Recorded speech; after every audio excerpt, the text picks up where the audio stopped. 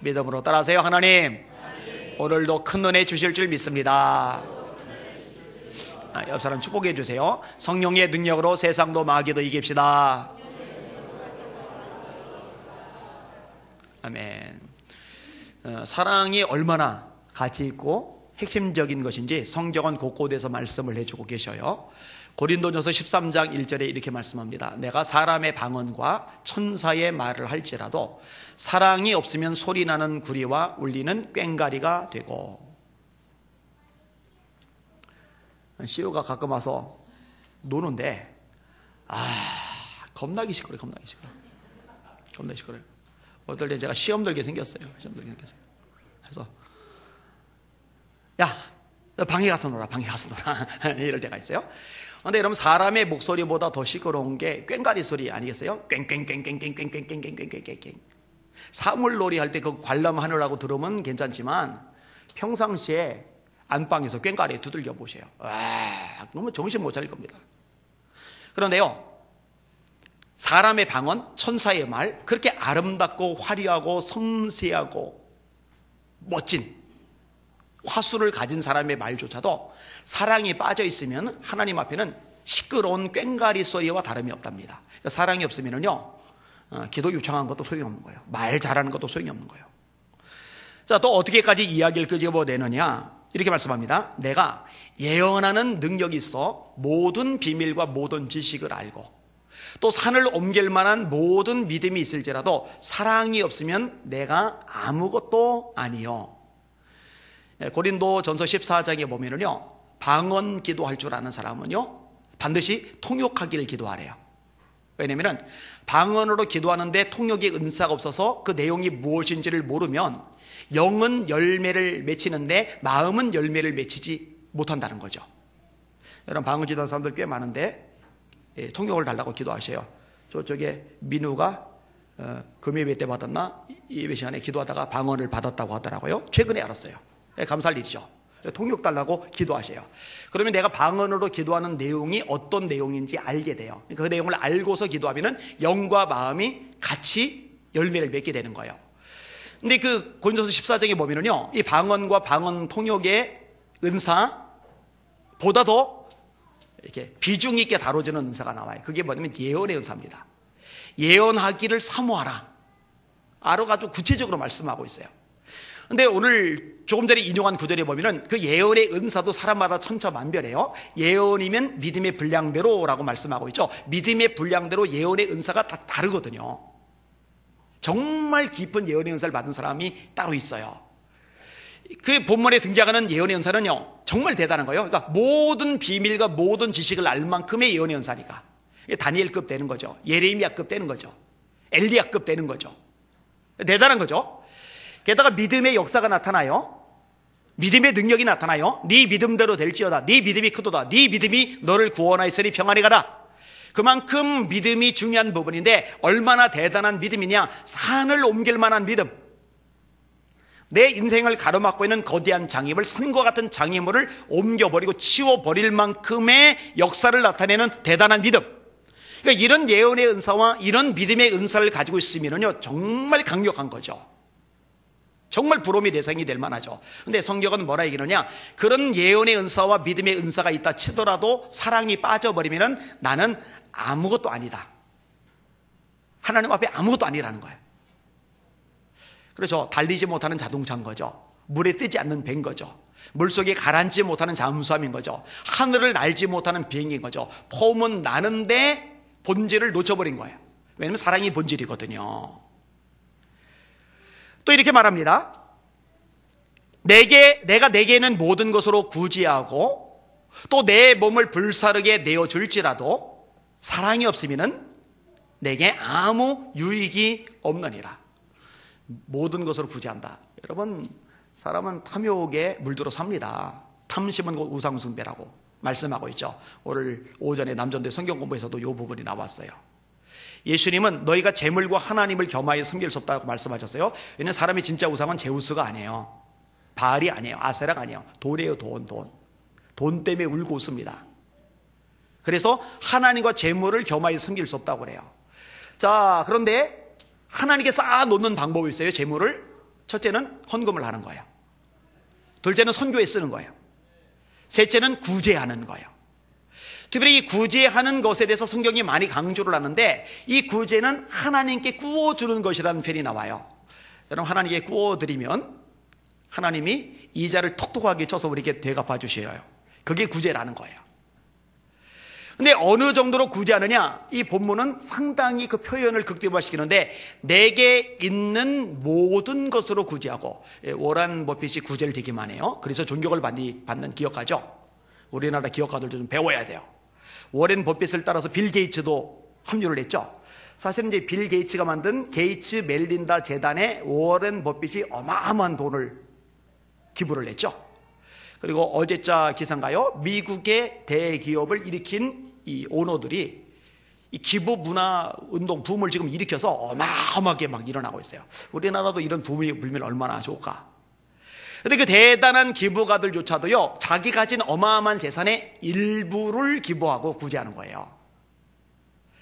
내게 있는 모든 것으로 구제하고. 대단한 거죠, 그러면은. 그 다음에 내 몸을 불사르게 내어줄지라도, 이보다 큰 희생이 어디 있겠어요. 그런데 여기에 사랑이 빠지면은 내게 유익이 없대요. 따라합시다. 사랑이 빠지면 말짱, 꽝이다, 시끄럽다, 아무것도 아니다, 유익이 없다. 그러니까 사랑에 대한 강조가 얼마나 강력한지 우리가 알 수가 있는 거죠. 여러분, 부활의 주님이 베드로에게 나타나셨어요. 베드로에게 이것저것 잡다한 거 안 묻습니다. 딱 한 가지 물으세요. 네가 이 사람들보다 나를 더 사랑하느냐? 왜 그걸 물으셨을까? 사랑이 본질이니까, 사랑이 핵심이니까. 오늘 설교 제목 따라합시다. 사랑은 모든 것에 최우선한다. 한 번 더요. 사랑은 모든 것에 최우선한다. 기억하고 사시기를 주님의 이름으로 축원합니다. 자, 몇 가지로 나눠서 좀 설명을 해볼게요. 지금 이제 사랑에 대한 부분인데, 앞으로 틈틈이 이제 곁으로 세기도 하겠지만 성령의 9가지 열매에 대해서 설교를 할 겁니다. 사랑, 희락, 화평, 인내, 자비, 양선, 충성, 온유, 절제. 그중에 이제 첫 번째 사랑에 대한 부분입니다. 이 열매를 주님이 맺으라고 간곡하게 말씀하신 거죠.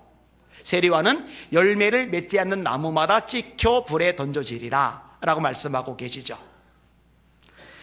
자, 첫 번째 부분 따라합시다. 하나님이 예수님을 보내신 것은 사랑 때문이다. 여러분, 인간의 최고 문제가 뭐죠? 죄입니다. 죄. 경제 문제가 아니에요. 진로 문제가 아니에요. 결혼 문제가 아니에요. 지난주에 금요일날이에요? 금요일날 현아가 여기 나왔길래 그 전주일날 못 왔거든요. 아파가지고 애가 말랐어요. 그죠? 그래서 골다공주 저거 했더니 어제 절 보더니 째려봐요. 어딜 째려봐요 그냥.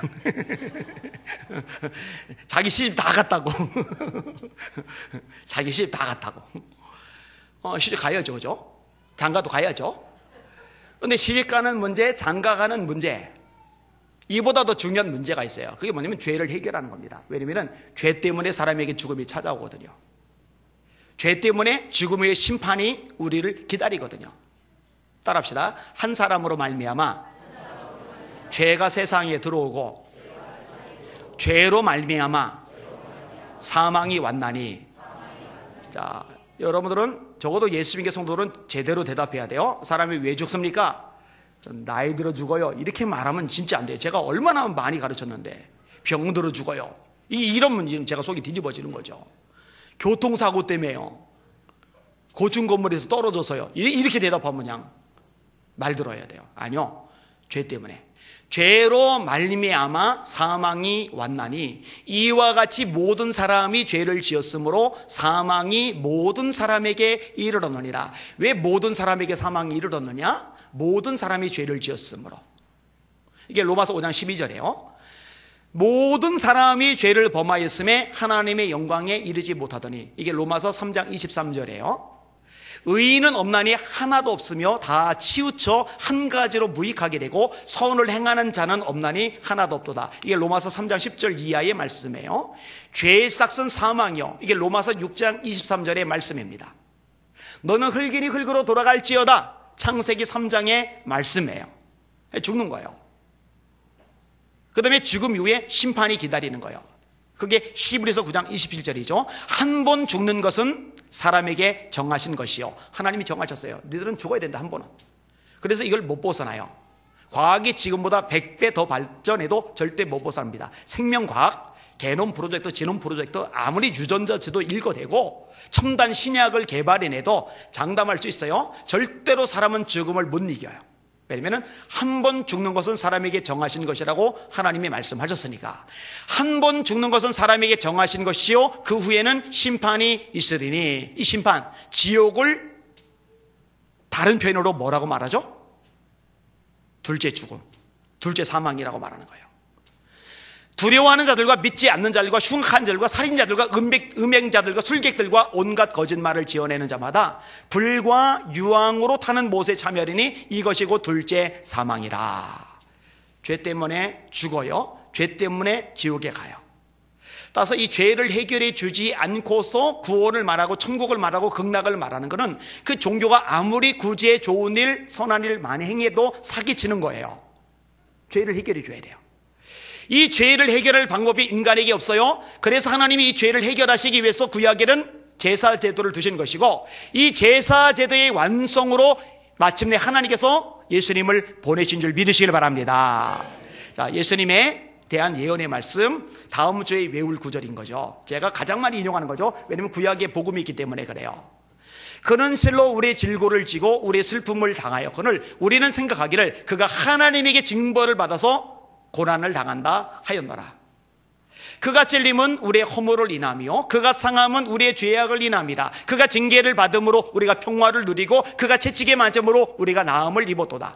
우리는 다 양 같아서 그릇 행하여 각기 제 길로 갔거늘 여호와께서는 우리 무리의 죄악을 그에게 담당시키셨도다.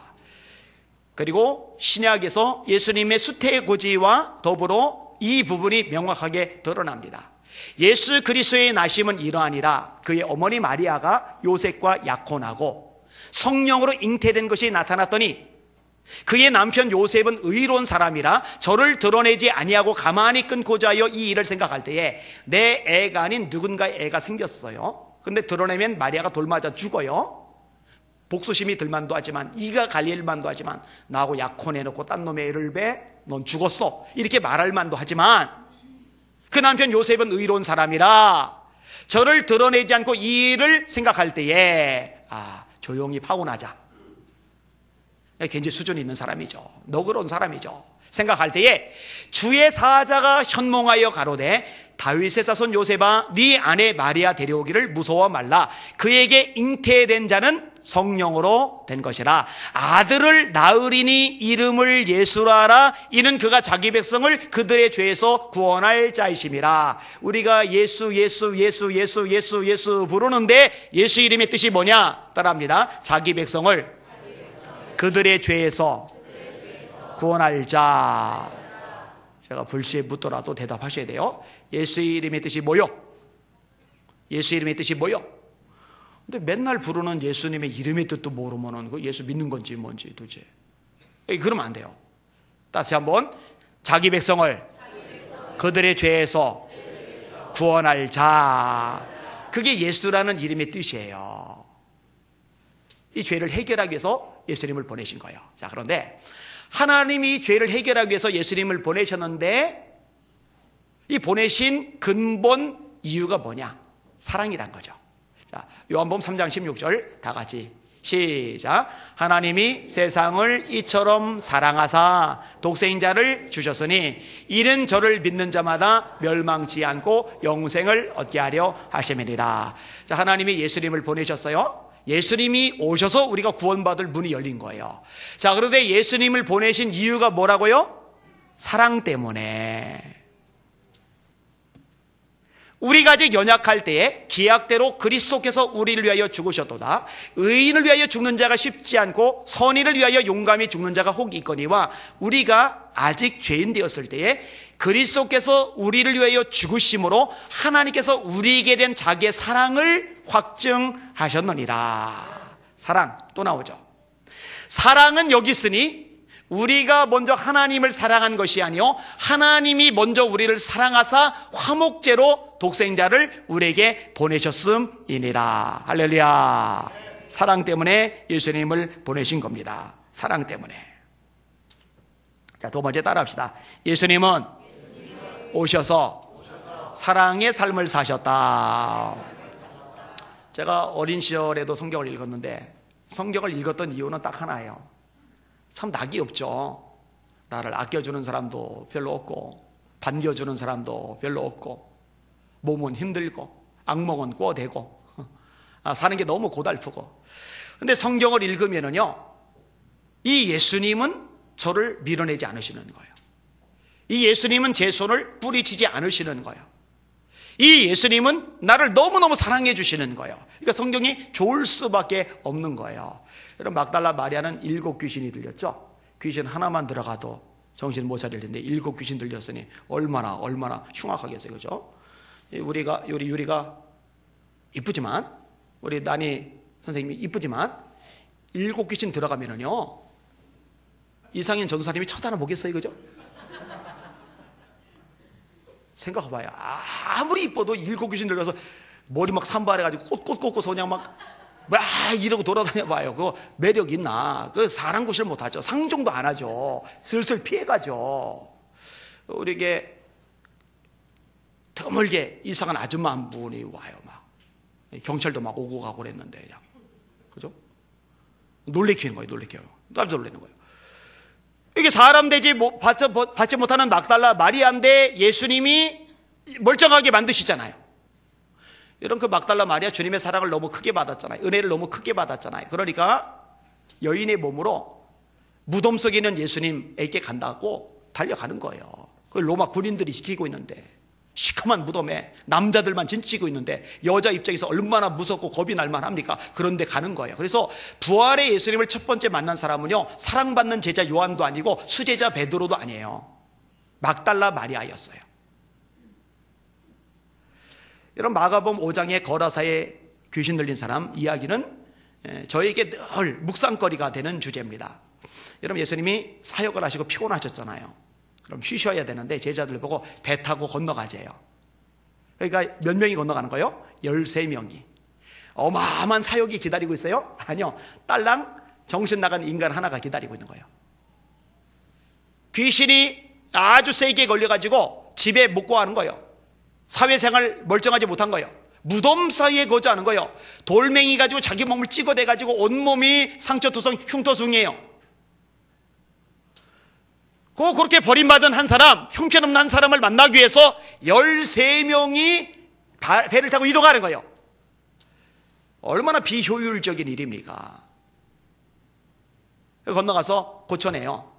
그리고 나서 거기서 좀 쉬고 먹고 그러질 못해요. 다시 배 타고 다른 쪽으로 이동을 해요. 여러분, 진짜 비효율적이죠. 13사람이, 예수님과 12제자 13사람이 그까지 형편없는 인간 하나를 위해서 바다를 건너가는 거예요. 제가 늘 묵상하는 구절이라고 그랬죠. 큰 교회, 작은 교회, 연합집회, 소규모 집회. 저는 이제요 큰 집회만 골라서 가도 돼요. 올해도요 안 돼요. 못 가요. 거절한 집회가 지금 계속 생겨요. 막 10월 달에 특별히 막 몰려서 막 집회 연락이 오는데요. 제가 다 능락할 수가 없어요. 가끔 유혹하는 사람들이 있어요. 어차피 같은 시간대 설교를 하는데 이왕이면 몇천 명 모이는 데서 설교해서 더 많은 사람이 은혜를 받으면 몇 사람 모여서 몇 사람 은혜 받는 것보다 훨씬 더 효율적이지 않냐고. 여러분, 그렇게 따지면 예수님이야말로 비효율적이죠. 예수님 맘만 먹으면 수많은 군중 상대할 수 있는데 왜 하필 한 영혼을 위해서 13명이 이동을 합니까? 잘 들으세요. 교회는 효율성의 원리에 의해서 움직여지면 안 돼요. 경제의 원리에 의해서 움직여지면 안 돼요. 할렐루야. 계산하고 따지고 이것저것 차로 재보고 그리고 뭔가 남을 것 같으면, 뭔가 유익할 것 같으면, 뭔가 도움이 될 것 같으면 하고, 안 될 것 같으면 안 하고가 아니라 본질에 의해서 움직여야 돼. 그 본질이 뭐냐? 사랑에 의해서. 13명이 한 사람 위해서 바다 건너가고 또 바다 건너가고, 이게 낭비가 아니라 충분히 가치 있는 일이라는 거, 우리는 예수님을 통해서 배워야만 합니다. 예수님이 피곤해요. 요한복음 4장에 피곤했다라고 아주 명확하게 언급을 하고 있어요. 피곤하신데 한 여인이 물동이 메고 땡볕에 오잖아요. 아유, 몰라, 나 피곤해, 그냥 쉴래. 그럼 가만히. 왜 굳이 사람 피해서 물 들어온 여자, 사람 피하는 줄 많이 아시면서 굳이 왜 거기다 말을 또 거세요? 귀찮지도 않나? 번거롭지도 않나? 그냥 쉬고 싶지 않나? 왜 굳이 말을 걸어요? 사랑 때문에. 잘 들으세요. 이게 우리 예수님의 모습입니다. 할렐루야. 감동되지 않아요? 마음에 부딪혀 오지 않아요? 저는 삭개오 얘기 너무 좋아요. 이 삭개오, 누가복음 19장의 본문만 가지고도 우리 교회에서도 아마 10대 번 설교를 했을 겁니다. 그런데 여러분, 저요 그렇게 읽고 또 읽고 설교하고 또 해도요, 할 때마다 읽을 때마다 제 안에 감동의 쓰나미가 밀려들어요. 예수님은 이미 주변에 사람이 바글바글 너무 사람이 넘치는데 굳이 사람들에게 왕따 당하는 삭개오, 굳이 요거도 먹는 삭개오, 굳이 인간 말종 취급당하는 삭개오, 굳이 매국노 당하는 삭개오, 그깟 삭개오라는 인간 하나가 뽕나무에 기어 올라가 있다고 굳이 그 나무 밑에까지 찾아가시고 그 이름을 불러가시면서 굳이 그 집에 하룻밤 숙박하시면서 왜 그렇게 하실까? 삭개오가 목이 마르거든요. 갈증 때문에 인생이 다 들어가거든요. 예수님 얼굴 한번 보려고 나무까지 기어 올라갔거든요. 그 애절한 마음을 예수님은 거절할 수가 없는 거예요. 그 간절한 목마름을 예수는 모른 척 지나가실 수가 없는 거예요. 그래서 굳이 수많은 사람이 이미 많음에도 불구하고 너무 잘 사는 집, 뻔듯한 집, 먹을 거 좋은 거 나올 만한 집 많이 기다리고 있음에도 불구하고 손가락질 당하는 삭개오의 집에 들어가셔서 하룻밤 그와 머무시면서 그 영혼을 살려내시는 거예요. 이게 사랑이죠, 사랑.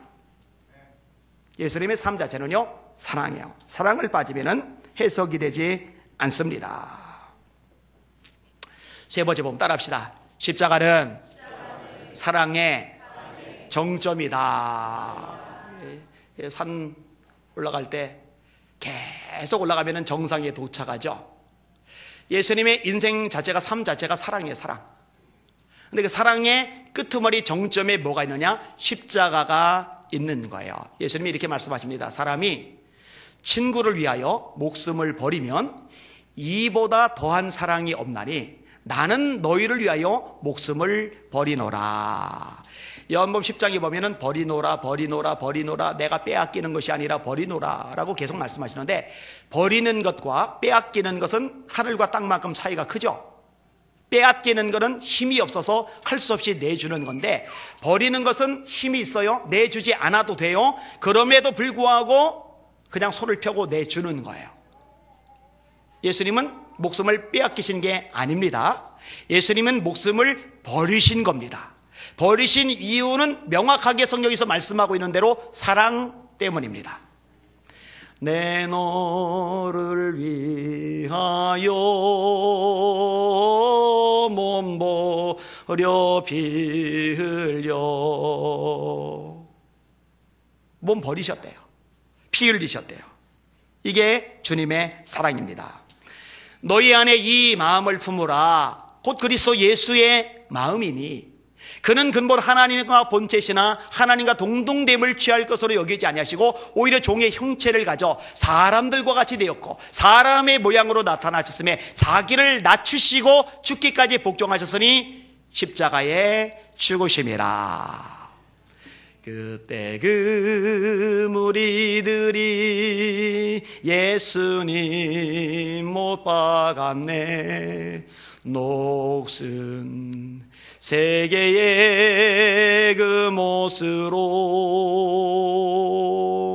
망치 소리 내 맘을 울리면서 들렸네. 그 피로 내 죄 씻었네. 비웃는 저 무리들 주의 옷 벗긴 후에 그 몸 깊숙이 찔렀네. 귀중한 기복의 피 나를 위해 흘렸네. 그 피로 내 죄 씻었네. 예수 나를 위하여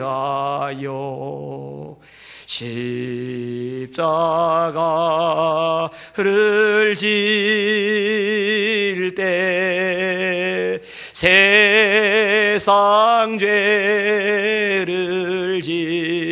지시고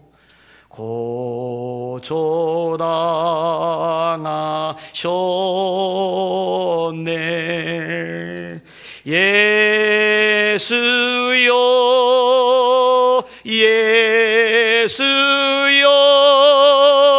나의 죄 위하여 보배 피를 흘리니 죄인 받으소서. 같이 합시다. 아름답다 예수여 나의 좋은 친구. 예수 공로 아니면 영영 벌 받네. 예수여 예수여 예수여 나의 죄 위하여 보배 피를 흘리니 죄인 받으소서.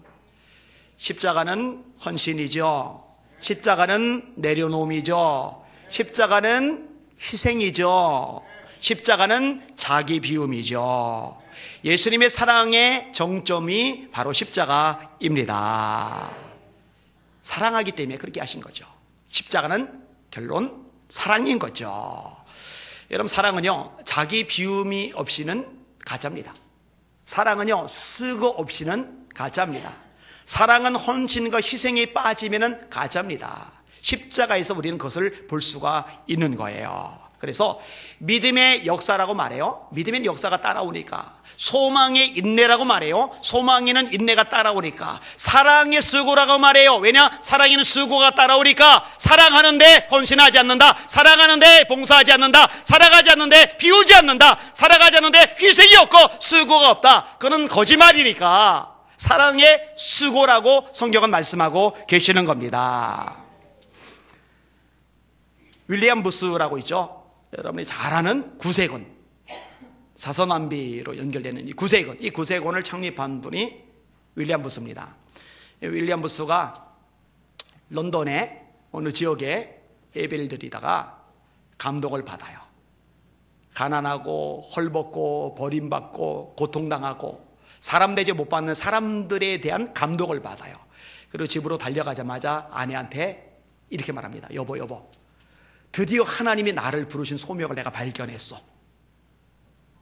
이제 저 버림받는 사람들, 저 가난한 사람들, 저 멸시받는 사람들, 사람 대접 못 받는 사람들, 저 수많은 영혼들을 위해서 나와 당신과 우리 애들이 사역을 감당해야 하고. 여러분, 그러면은 아내 입장에서 당혹스럽죠. 왜냐면은 그런 사역을 하면은요, 당장 먹고 살 길이 막연해져요. 그런데요, 그 아내 캐서린 부스도 대단합니다. 이것을 액면 그대로 받아들여요. 그리고 이제 윌리엄 부스의 사역 못지않게 이 캐서린 부스의 사역도 어마어마하게 확대가 됩니다. 이 캐서린 부스는 몸이 병들었거든요. 진짜 머리끝부터 발끝까지 멀쩡한 구석이 없어요. 그 아픈 몸으로요, 힘들고 어려운 사람들 입혀주고 빨래해주고 먹여주고 신방 가지고 상담해주고 일생을 그렇게 수고하고 살아요. 왜? 사랑 때문에. 사랑 때문에. 이 캐서린 부스가 세상을 떠나기 직전에 고백했던 고백이 있어요. 그 고백의 내용이 굉장히 멋집니다. 죽기 전에 이렇게 고백해요. 물이 밀려들고 나도 밀려갑니다. 그러나 난 물 위에 올라 있습니다. 죽는다기보다는 오히려 더 나은 생애가 시작되고 있습니다. 이제 와보니 죽음이야말로 아름답고도 귀한 것입니다.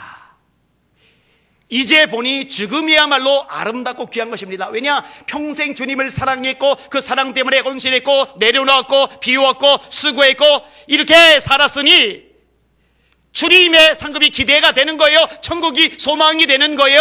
야, 죽음은 참 아름다운 거구나. 고귀한 거구나. 빛나는 거구나.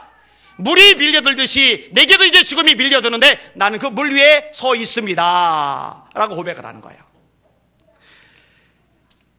이 덴마크의 유명한 의사, 안과의사 윌리라는 분이 있는데요, 이 윌리가 캐서린 부스의 전기를 읽어요. 그리고 그 삶에 감동을 받아요. 돈, 명성, 인기 모든 것이 다 주어져요. 왜냐하면 세계적인 안과의사니까. 그런데요, 그걸 싹 접어두고 선교 훈련을 받아요. 그리고 선교부에 뭐라고 요청하느냐? 세계에서 가장 힘든 지역으로 나를 보내주세요. 세상에서 가장 절박하고 가장 가난하고 가장 고통이 심한 사람들이 모여있는 사역하기 가장 힘든 그곳으로 저를 보내주세요. 그래서 어디로 왔느냐? 자바 섬에 보내줬는데 이 섬에는요, 인구의 5분의 1이 눈병을 앓아요. 그러니 얼마나 의료 기반 산업이 바닥인 거예요. 거기서요, 유명한 안과 의사다가 뒤늦게 선교사로 간 거니까 이미 나이 들어서 간 거잖아요. 아주 힘이 없어질 때까지 30년 가량을요, 수많은 사람들의 병을 고쳐주면서 복음을 전해요. 따라합시다. 믿음의 역사, 소망의 인내, 사랑의 수고. 한 번 더, 사랑의 수고. 아멘. 자, 마지막 네 번째 부분 따라합시다. 예수님처럼 사랑하며 살라고 명령하셨다. 자, 오늘 본문 내용 같이 한번 읽어볼게요. 34절과 35절. 이걸 사실 외워서 같이 하셔야 되는데 언제 한번 암기시키도록 제가 도움을 드리겠습니다. 30, 35 시작. 새 계명을 너희에게 주노니 서로 사랑하라. 내가 너희를 사랑한 것 같이 너희도 서로 사랑하라. 너희가 서로 사랑하면 이로써 모든 사람이 너희가 내 제자인 줄 알리라. 자, 하나님이 예수님을 보내신 목적, 이유, 사랑 때문에. 예수님이 오셔선 삶의 핵심적인 키워드, 사랑. 예수님의 사랑의 정점, 십자가. 그 예수님을 믿고 따르는 우리들에게 명령하신 최고 중요한 명령, 너희들 사랑하며 살아라. 할렐루야. 너희들 사랑하며 살아라. 할렐루야. 그런데 단서가 붙었어요. 따라합시다. 내가 너희를 사랑한 것 같이 너희도 서로를 사랑하라. 세상 사람들이 말하는 사랑의 방식으로 사랑해라. No. 절대 아니야. 내가 너희를 사랑한 것 같이 너희도 사랑하라. 여기는 몇 가지 의미가 함축이 되어 있는데 따라합시다. 사랑에는 조건을 걸지 말아야 된다. 질문. 예수님이 사랑하시는데 조건 걸고 사랑하신 적 있어요? 너는 사랑 말하는 자격이 되지? 그래, 내가 사랑해 줄게. 너는 틀렸네, 글렀네. 저리 가, 애비. 안 그래요? 안 그래요? 예수님 안 그래요. 조건 안 달아요. 이에는 이, 눈에는 눈으로 갚으라 하였다는 것을 나는 너희가 들었으나 나는 너희에게 말하노니, 다시 바꿔 말하시죠. 여러분, 조건 달지 말고 사랑하는 저와 여러분들 되시기를 주님의 이름으로 축원합니다. 이에는 이, 눈에는 눈이란 말은 뭐냐면은 네가 나한테 하는 것만큼 나도 너한테 할 거야. 나한테 웃어주네? 그럼 나도 웃어줄게. 반끝. 기분 나쁘게 나한테 인상 써? 너도 싸놓은 얼굴 한번 당해봐. 그거는 조건이죠. 너 나한테 말을 그따구로 해? 나도 막 쏘아붙이는 것. 이거는 조건이죠, 조건. 너희가 너에게 무난하는 자에게만 무난하면 칭찬받을 것이 무엇이냐? 세리들도 그와 같이 하느니라. 나한테 인사를 잘해요. 같이 인사해요. 상 없대요, 상. 근데 내가 인사하는데, 내가 손 내미는데, 내가 다가가는데, 내가 웃어주는데, 내가 나름대로 노력을 기울이는데 쌩한단 말이에요. 무시한단 말이에요. 속으로 뽀글뽀글 기분 나빠요. 열받아 죽겠어요. 그렇지만 나는 주님의 종이지. 또 웃고 또 손 내밀고 또 인사하고 그러면 상이 있어요. 이게 조건을 넘어가는 예수님의 방식으로서의 사랑의 방식입니다. 조건 달지 않은 여러분들 되시기를 주님의 이름으로 축원합니다. 자, 또 하나 중요한 요소가 있는데 따라합시다. 중심으로부터 용서해야 한다. 여러분, 창조주를 두들겨 패는 거예요. 피조물 따위가. 창조주의 머리 가시 면류관 쓰이고, 창조주의 등머리를 채찍으로 두들겨 패서 피투성이 만들고, 손과 발에 못을 바꿔 빨가벗긴 채 온갖 망신과 수욕을 다 줘요. 그런데 예수님은 뭐라고 기도하시느냐? 아버지여, 저들의 죄를 사하여 주시옵소서. 용서를 비는 기도를 드려요. 이 기도를 이어받은 사람이 스테반이에요. 이 죄를 저들에게 돌리지 마옵소서. 이 말을 하고 자니라. 내가 너희를 사랑한 것 같이 사랑하라 라는 말씀 속에는 예수님이 우리를 용서하신 것처럼, 못 박는 무리를 용서하신 것처럼, 우리에게 상처 주는 사람, 아픔 주는 사람, 고난 주는 사람, 피해 주는 사람, 우리를 힘들게 만든 사람을 용서해 주는 삶의 모습을 가지라는 거거든요. 여러분, 용서합시다. 용서가 아까보다 반으로 줄어들었어요. 누가 용서한대요? 여러분, 용서합시다. 예수님이 비유를 말씀하셨죠? 1만 달란트 빚진 자가 임금님에게 탕감을 받았어요. 한 달란트가 6천 데나리온입니다. 한 데나리온이 노동자의 하루 품값입니다. 그럼 6천 데나리온이면 6천일 동안 일한 품값이에요. 1년에 300일 일한다고 쳐요. 그러면 10년 동안 일하면 3천 데나리온, 20년 동안 일하면 6천 데나리온. 20년 동안의 연봉을 10원 한 장 안 쓴 게 한 달란트예요. 20년 동안의 연봉을. 그게 1만 개. 그러면 20년 곱하기 1만 해보세요. 몇 년 갚아야 되나? 못 갚아요. 그렇게 큰 죄를 예수님이 십자가 피로 탕감받은 거예요. 용서받은 거예요. 자, 이렇게 어마어마하게 큰 죄를 용서받은 사람이 자기한테 100데나리온 빚진 사람을 만난 거예요. 멱살잡이를 하는 거예요. 야, 너 갚아. 좀 봐줘. 한 번만 봐줘. 웃기는 소리 하고 있네. 감옥에 쳐넣었어요. 임금이 들어요. 야, 너 일로 와봐. 너 1만 달란트 탕감받았잖아. 그러면 내가 너를 불쌍히 여기는 것처럼 너도 네 동과를 불쌍히 여기는 게 마땅하지 않냐? 여보라, 요놈 1만 달란트 갚을 때까지 감옥에 집어넣어라. 그리고 주님이 결론을 말씀하세요. 너희가 각각 중심으로 형제를 용서하지 아니하면 내 천부께서도 너희에게 이와 같이 하시리라. 이런 세상 사람들이 교회를 볼 때 이 용서를 봐야 돼요. 그러면은 기독교는 진짜 사랑이 있구나, 이게 돼요. 근데 용서를 안 해요. 한번 앙심 품으면요 끝까지 가요. 죽을 때까지 가요. 그게 무슨 사랑이에요, 그죠? 용서가 반드시 들어가야 합니다. 하나만 더 합시다. 따라합시다. 제한을 두지 말아야 된다. 조건은 달라요. 조건은 네가 하는 것만큼을 말하는 거고, 제한은 뭐냐면은 요만큼. 내가 소위 할 만큼 했다. 요만큼. 자, 따라하세요. 예수께서 자기가 세상을 떠나 아버지께로 돌아가실 때가 이른 줄 아시고 세상에 있는 자기 사람들을 사랑하시되 끝까지 사랑하시니라. 한 번 더, 끝까지 사랑하시니라. 여러분, 예수님이요 스스로 목숨을 끊어버린 가룟 유다 외에 포기한 사람이 있는지 찾아보세요. 없죠? 베드로 봐요.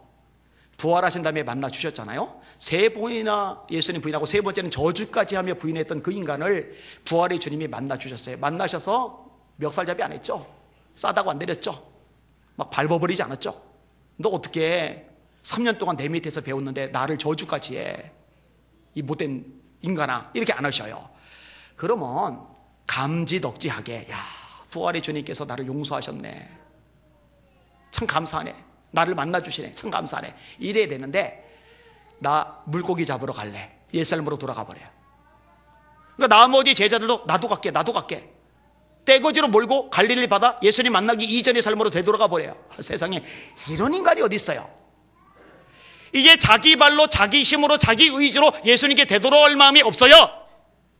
이 정도면은 예수님도 마음 비우고, 얘는 틀렸어, 내가 부활한 이후에도 만나줬는데, 부활한 이후에도 사랑을 보여줬는데, 그럼에도 불구하고 또 옛살 갈릴리로 돌아가, 얘는 글렀어 라고 하실 만한데, 자기 발로 못 오는 베드로를 위해서 예수님이 기꺼이 당신의 발로 갈릴리 바다까지 가시고, 한 마리도 못 잡은 베드로를 위해서 수많은 물고기가 잡혀오게 하시고, 옷에 젖은 베드로를 위해서 숯불을 피워주시고, 배고플 베드로를 위해서 떡과 고기를 구워서 주신단 말이에요. 따라합시다. 예수님의 사랑은 끝까지 가는 사랑이다. 주님이 그 말씀하시는 거예요. 내가 너희를 사랑하는 것 같이 너희를 조건 두지 말고 사랑해. 그게 내 사랑이야. 너희를 용서해야 돼. 그게 내 사랑이야. 너희들 한번 사랑하면 끝까지 가야 돼. 배신 당하겠지, 속이 뒤집어지겠지, 속상하겠지, 서럽겠지, 마음이 아프겠지, 세상에 이럴 수 있나, 환멸도 들 수 있겠지. 그럼에도 불구하고 끝까지 사랑하는 거, 그게 내 사랑이야. 너희들이 만약에 이렇게 사랑할 수만 있다면 세상 사람들이 너희를 보고 내 제자라는 거 알게 될 거야. 오늘날 왜 세상 사람들이 교회를 보면서 예수님을 발견하지 못할까? 왜 성도들을 보면서 주님의 제자됨을 인식하지 못할까? 핵심이 빠졌어요. 핵심이 빠졌어요. 핵심이 빠졌어요. 따라합시다. 사랑은 모든 것에 최우선한다. 하나님께 그 사랑을 구하시기를 예수님의 이름으로 축원합니다. 저와 여러분의 기준은 세상이 아니에요. 세상 사람보다 조금 나은 거 그거 아니에요. 세상은 어둠이고 우리는 빛이에요. 빛과 어둠은 본질적으로 달라요. 그 중심에 사랑이 있는 겁니다. 하나님, 우리 예수 믿던 교회가 주님의 사랑이 넘치는 본질을 가진 공동체가 되게 하여 주시옵소서. 기도하겠습니다.